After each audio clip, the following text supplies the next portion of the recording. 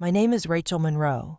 I'm 32 years old, a corporate attorney in Manhattan, and until 3 months ago, I thought my family simply forgot my birthday.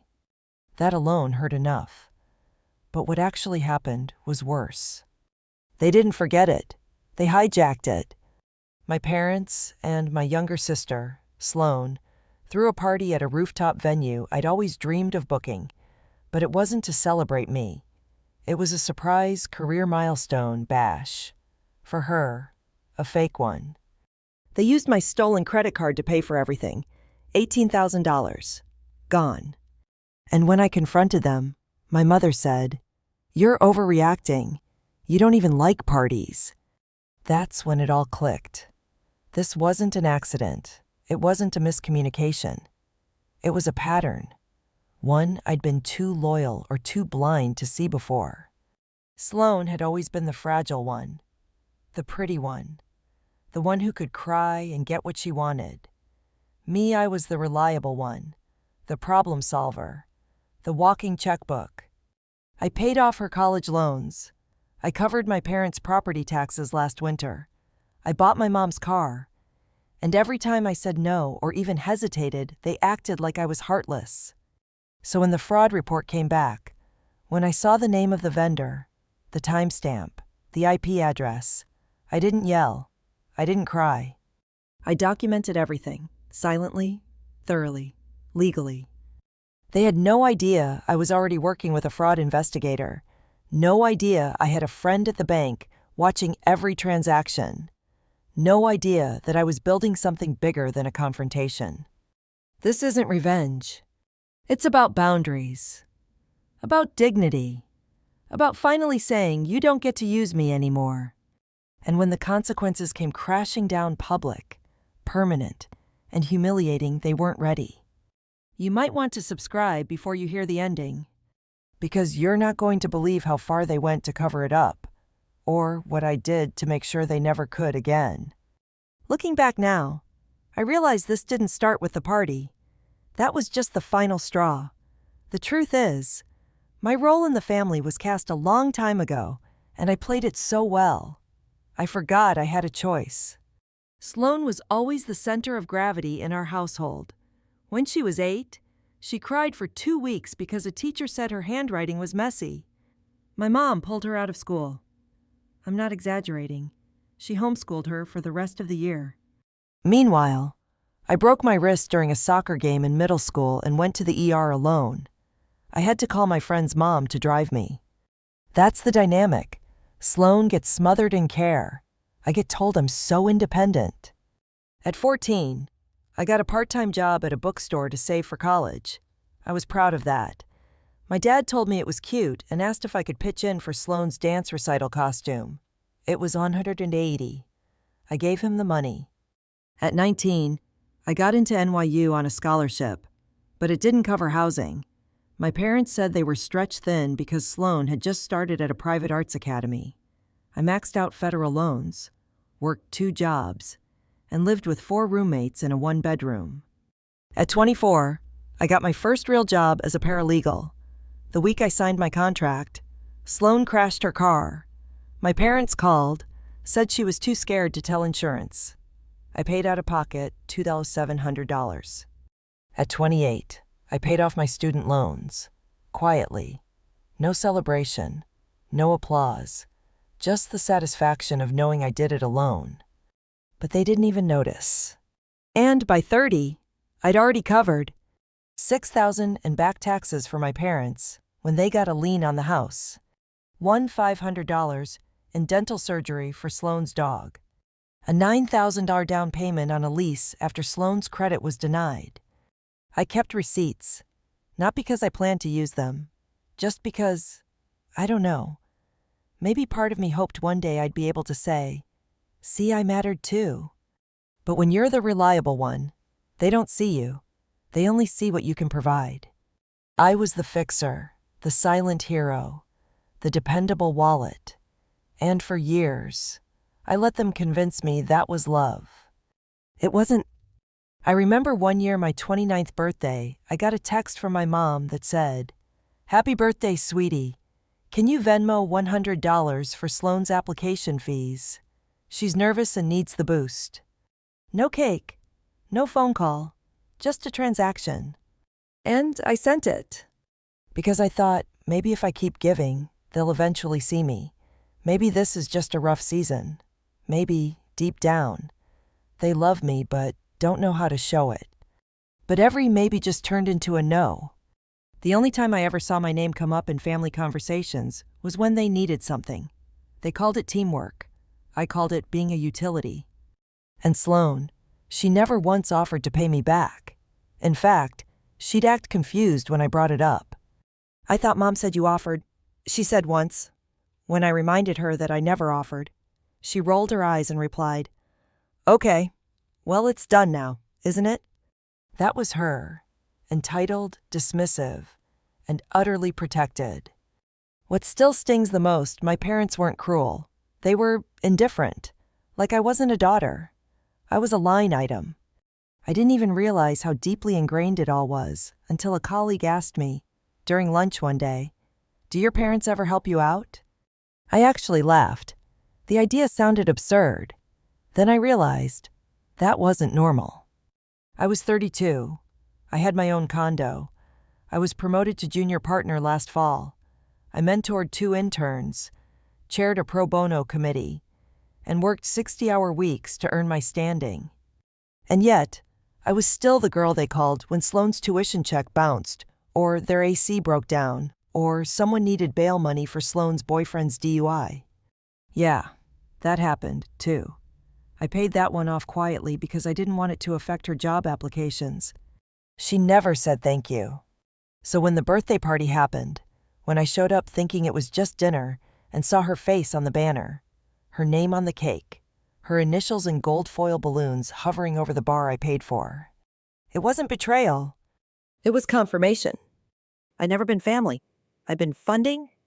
And when I looked across that rooftop, my dream venue, the one I'd pinned photos of for years, and saw them laughing, celebrating, clinking glasses like I didn't even exist, that's when I stopped hoping they'd change.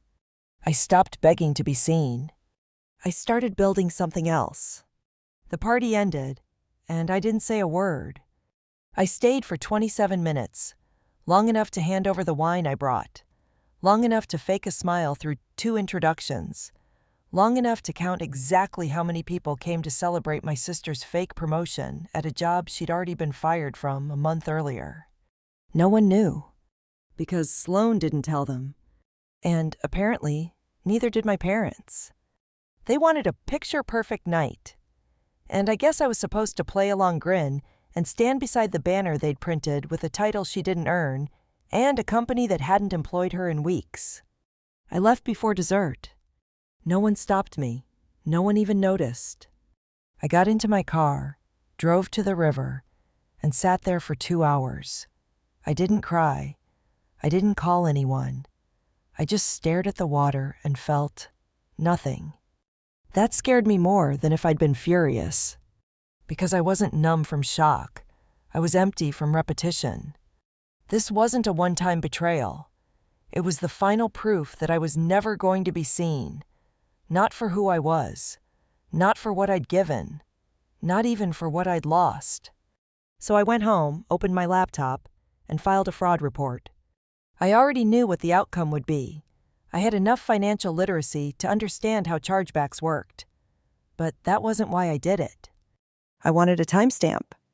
I wanted it on record legally, officially that this time. They crossed a line. The next morning, I froze the card. I printed the last 3 months of statements. I highlighted every purchase I didn't make, every catering invoice, party supply rental, Uber ride to the venue. I created a folder and labeled it Asset Recovery. I wasn't planning revenge, not yet. I was just documenting the truth, quietly, carefully, like a lawyer would. What happened next wasn't dramatic. It was subtle. I stopped answering my mom's calls. She texted once to ask if I could float the mortgage again until the heating bill was covered. I didn't reply. She didn't follow up. Sloane DM'd me a meme 3 days later. No apology, no mention of the party, Just a picture of a pug in sunglasses. I ignored it. She heart-reacted a story on my Instagram the week after. I restricted her account. No one noticed. That told me everything. It was like being a light switch someone forgot to turn off. When I stopped glowing, they didn't ask why. They just found another lamp. So I stopped checking in. I didn't go to Sunday dinner. I didn't send flowers on Mom's birthday. I didn't Venmo anything when Dad's truck broke down. They didn't call. They didn't ask. They didn't even question it. And as the silence grew, so did my clarity. For the first time, I saw the architecture of our family built on debt, denial, and decoration. I was the scaffolding holding everything up, but never truly part of the final picture. So I decided to reclaim my time, my energy, my resources. I started small. I closed the joint account I'd opened years ago to help my parents consolidate medical bills. I stopped paying the renter's insurance on Sloane's apartment. I contacted the leaseholder and removed myself as co-signer. I didn't announce it. I just started dismantling the parts of me they were using. And while I untangled myself, I built something else.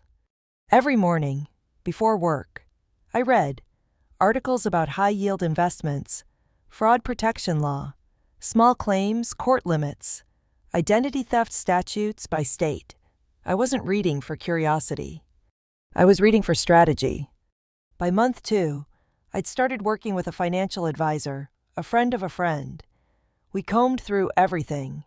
Years of statements, gaps in transactions, inconsistencies, missed flags. What we found wasn't just one stolen card. It was a pattern. Sloane had access to an old Amazon account linked to my backup credit. She'd been buying things for over a year. Pet supplies, makeup, streaming subscriptions, a Vitamix. I confronted no one. Not yet. I just added every new item to the folder. I contacted a friend from law school who specialized in civil recovery. She helped me calculate a total value $21, $438.22. It was enough to file, but I wasn't in a rush. I wanted the timing to matter. So I waited.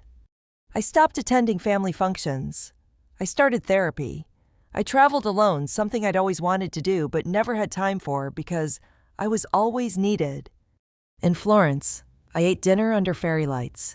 In Kyoto, I cried for 10 straight minutes watching the cherry blossoms fall, because for once, I felt safe to feel anything. That's what distance gives you. Perspective.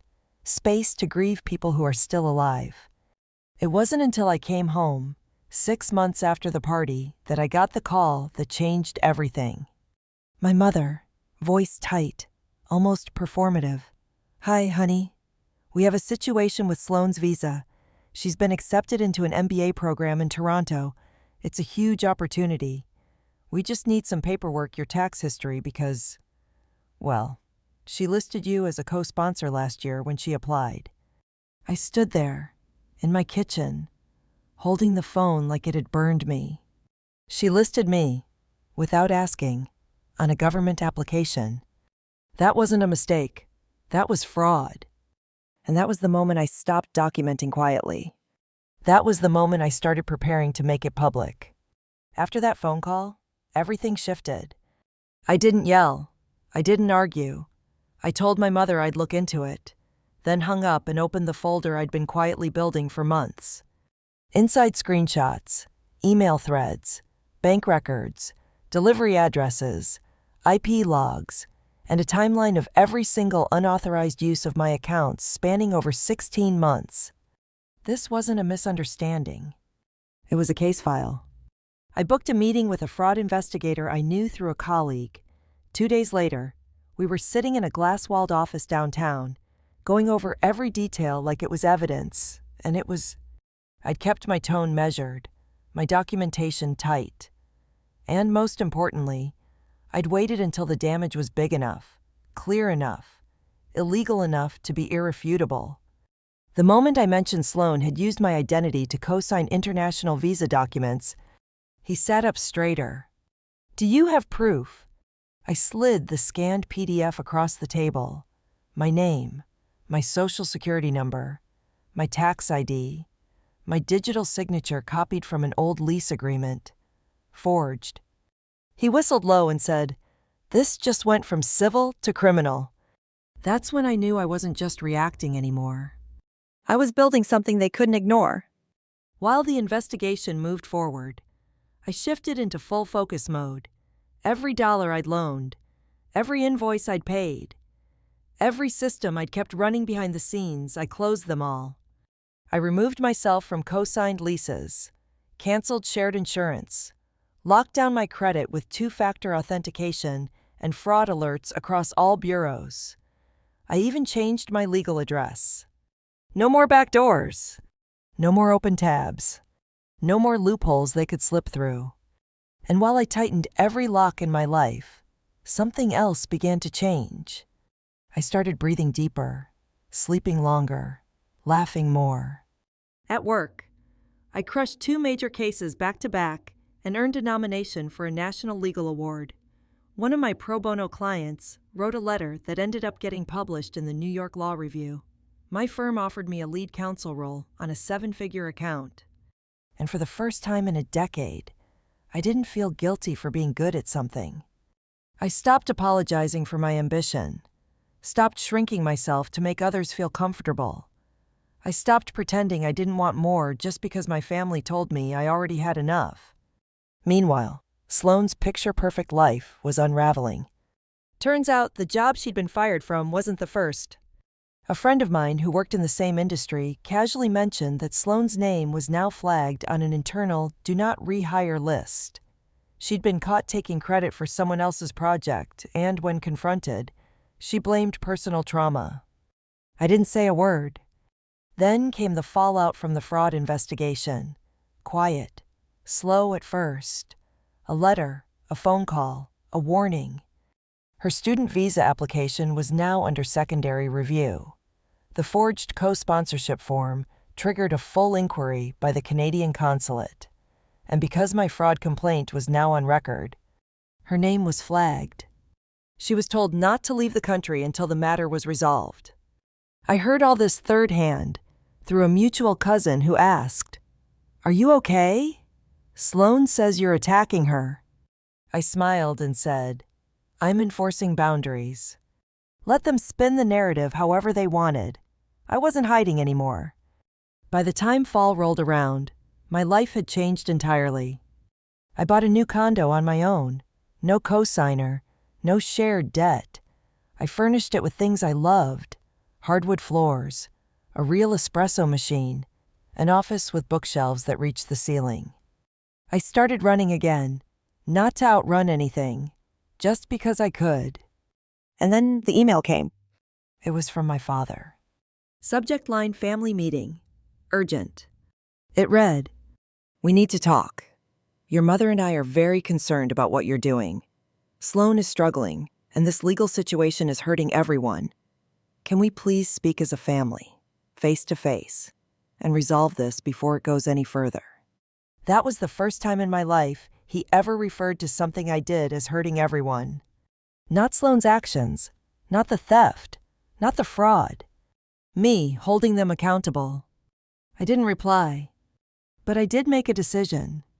If they wanted a conversation, they'd get one. In public. With witnesses.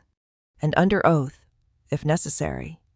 I worked with my attorney to schedule a formal mediation. I drafted a letter outlining the damages, the fraud claims, and the financial recovery I was prepared to pursue. It was all legal, all documented, all calm. They never showed, but they didn't ignore it either. Because the next thing I knew, I was blocked. My mom, my dad, Sloane, all of them gone from my phone, socials, email. It was almost funny. They committed fraud, lied, and used me for years. But now I was the problem. That's when I realized I wasn't cutting them off. They were finally showing me what life looked like when I stopped playing my part. And I was okay with that. Because I had one final move to make, something that would close the loop on my terms. It wasn't about revenge anymore. It was about letting them feel the absence of what they took for granted, and making sure that absence echoed. 3 weeks after they blocked me, my firm hosted a holiday fundraiser, our biggest annual event. Open bar, catered dinner, and over 100 clients, colleagues, and local business leaders under one glittering rooftop canopy. I'd worked on the event committee every year since I joined the firm, but this year was different. I was on the hosting list. My name was printed on the program, right under our managing partner. It was a symbol, really, a culmination of everything I'd built on my own. I hadn't told anyone in my family about the event. They were strangers now, legally and emotionally. But apparently, that boundary didn't hold. Because 40 minutes into the evening, right as I was speaking with a senior client from Boston, I heard my mother's voice, sharp and unmistakable. "Rachel, we need to talk, now." I turned. There she was, in full pearls and judgment mode, dragging my father behind her like a man who just realized the GPS was wrong but couldn't admit it. I blinked, slowly, calmly. "Mom," I said, "you're not supposed to be here." She narrowed her eyes and stepped forward. "You're destroying your sister's life. This legal circus. These accusations, it's humiliating. You're making a scene." I almost laughed. I'm making a scene. We were surrounded by attorneys, clients, industry professionals, and my mother had stormed into a corporate event, uninvited, to scold me like a teenager. I didn't respond. Not yet. She filled the silence on her own. "Sloan can't get into her program now. The consulate is reviewing everything. And it's because of you. Your lawsuit. Your obsession with being right." My father finally spoke. "She's family. We help each other. That's what we do. That's what we do." Funny how that only ever seemed to apply when I was the one doing the helping. So I took a deep breath, turned slightly so the client behind me could hear, and said clearly, "Actually, what we do is document theft. We file reports when someone uses our name and financials to commit fraud. And we hold them accountable, even when it's inconvenient." My mother flushed. "You're embarrassing yourself." "No," I said, calm as ever. "You did that the moment you thought I'd stay quiet just because we share DNA." Security approached before I had to signal. Someone must have noticed the tension, or maybe my colleagues had already caught on. Either way, a tall man in a blazer with an earpiece gently stepped between us. "Is there a problem, Ms. Monroe?" "No," I said. "These people were just leaving." My parents didn't argue. They knew. Not just that they were out of place, but that they no longer had a place. Not here. Not in my life. Not in the world I'd built without them. The fallout was immediate. Someone posted a blurry clip of the scene to Instagram that night. The caption, "When your family crashes your firm's gala to complain about a fraud lawsuit you filed against them? Insane." It didn't go viral, but it made rounds in our industry. People asked questions. Quietly, politely, but I didn't hide it. I told the truth. Not with anger, not with shame. Just facts. They used my identity. They forged my signature. They drained my accounts. And when I asked for accountability, they called me cruel. The lawsuit moved forward. Sloan's admission to the MBA program was officially revoked.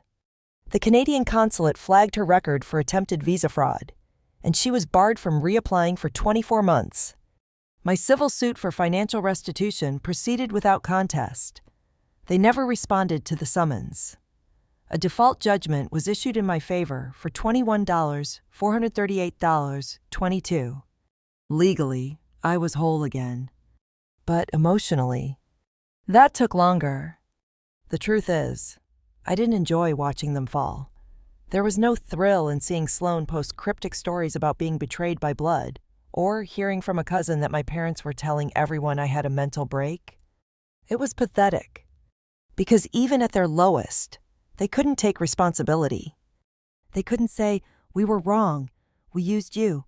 We're sorry." Instead, they doubled down on the victim narrative because it was easier than facing the truth. But that's the thing about accountability. You can't force someone to take it. You can only stop protecting them from the consequences. I didn't show up to argue. I didn't post rebuttals. I didn't defend myself in group texts or at family barbecues I was no longer invited to. I just lived. Loudly, fully, without guilt. The people who mattered saw me. My firm promoted me again 6 months later. I started mentoring young attorneys who came from homes like mine, quiet survivors who learned early how to carry weight that was never theirs. And slowly, I stopped feeling like I needed justice to breathe. Because I'd already won. Not in court, not in headlines, but in freedom, in peace, in the quiet knowing that I'd taken back every piece of myself they tried to consume. It's been 9 months since the night they showed up uninvited to my firm's gala. 9 months since the lawsuit, the judgment, the silence. People assume that cutting family off is loud, that it's a door slammed, a fight screamed into the phone, a final text with a paragraph of fury. But that's not how it happened for me. It wasn't rage, it was release. Like setting down a bag I didn't realize I'd been carrying since childhood. No more emergencies disguised as favors. No more guilt-wrapped manipulation. No more answering the phone with a pit in my stomach. Now, my days are mine. I start my mornings with coffee and quiet, no backlogged messages. No surprise overdraft notifications from shared accounts I forgot to close. No emotional residue from late-night guilt calls. I sleep. I actually sleep. Not the half-rest that comes with being on call for a family who only remembers you when something breaks. I mean deep, full sleep. The kind where you wake up and your body feels safe. I didn't know that was possible before. Sometimes I still think about them. Wonder what stories they're telling now. If they've rewritten history enough to believe it. If they've convinced themselves I'm cruel, ungrateful, selfish. Maybe they have, but I don't need to correct the record. Because the people who matter, they saw everything. My friends, my colleagues, my chosen family, they witnessed it all unfold. Not through dramatics, but through truth, through documentation, through my decision to stop protecting people who didn't protect me. I didn't lose a family. I left a pattern. And in that space, I found something better. I started therapy, real therapy, not just reading articles and journaling at midnight. My therapist helped me understand that being the strong one was never a compliment. It was code for, "We'll hurt you because you won't break." And I did break, quietly, alone. But breaking wasn't the end. It was the beginning. Because from that place, I rebuilt everything. I invested.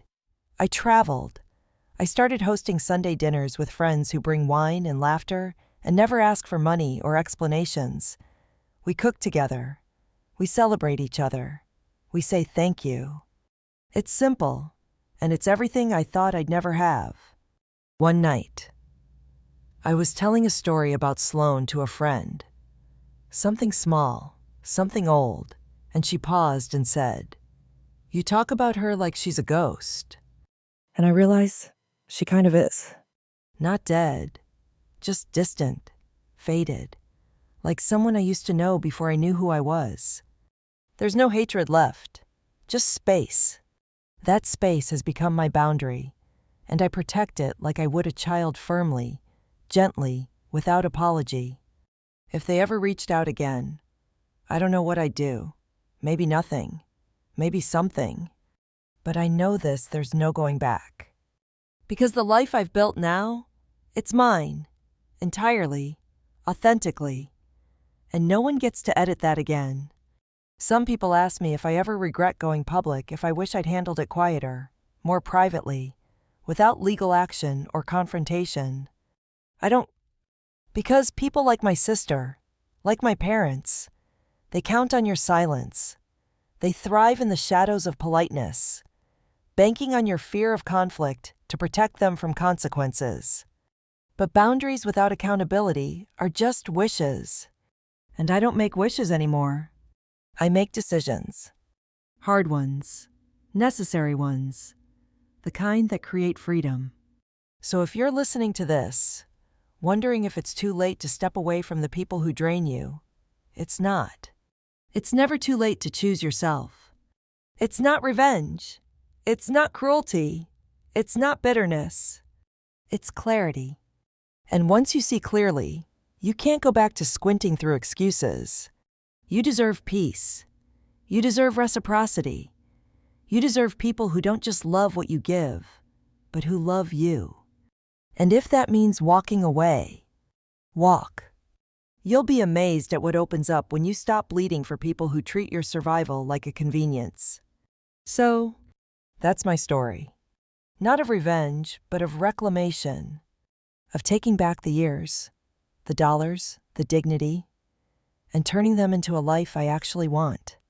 And if any part of that felt familiar, if you saw yourself in those quiet sacrifices, those swallowed feelings, those birthday texts asking for money instead of love, know this.